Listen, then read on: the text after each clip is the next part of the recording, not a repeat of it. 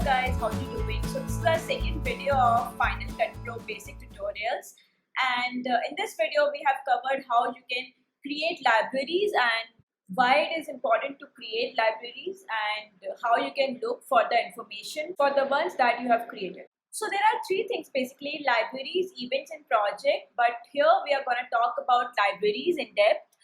And libraries are basically above events and project, where all your events and projects are stored. So you can choose which library you want to create events, and all your media under that event and under that project are going to store under the library which you have chosen. So let's dive deep into it and we'll see how you can create one.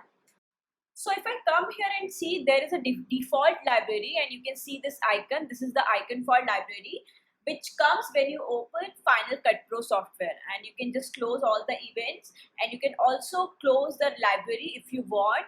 So if you right click on it, and there is this option of closing the library, and again from here you can open to get it back, and from here also you can choose to close it or to open it. So there is this option. Whichever library is available, you can choose to close it or to open it. Now to create a new library, we go here and there is an option to create new library. So you can give it name that you want. So let's say test library, I'll call it. So also you can choose the location where you want to store it. Right now it's in movies, but you can choose any other location outside movie. So, and once you are done, you can go and save. And so I'm gonna save it. And once you save it, it's gonna show here. And so on the right hand side, you can see all the properties which comes with the library, and we can go in depth and check around it.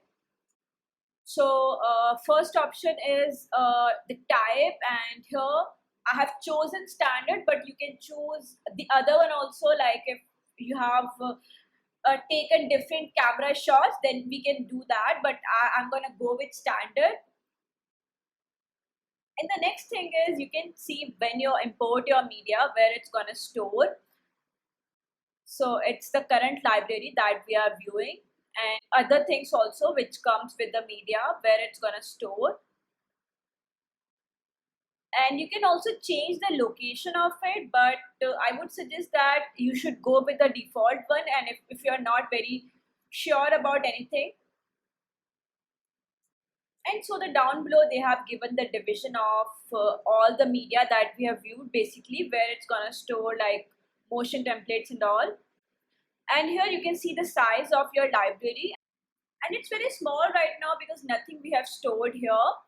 But once you start importing your file, your library is gonna get bigger, and then you have to keep organizing that basically. So there's one more way to check information, is just right click on it and then reveal in folder.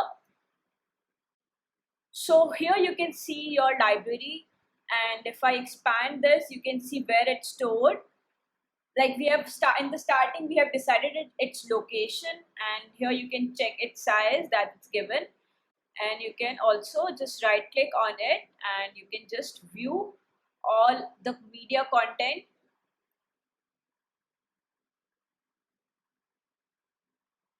So the other information also you can check from here, size and location.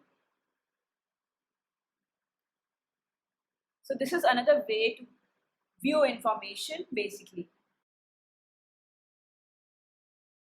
And so this is how you create libraries basically, and it's very important to know where your media are getting import, or where your events are getting stored, where your projects are getting stored.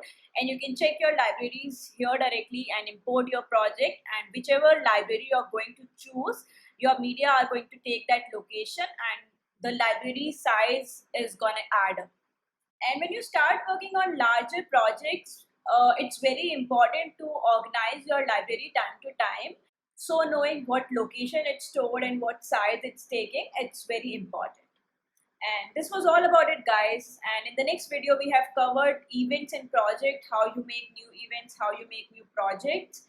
So you can check out the next video. Playlist link is given in the description. And if you like this video, subscribe to the channel because it's a lot of content that you can watch and also get the new updates.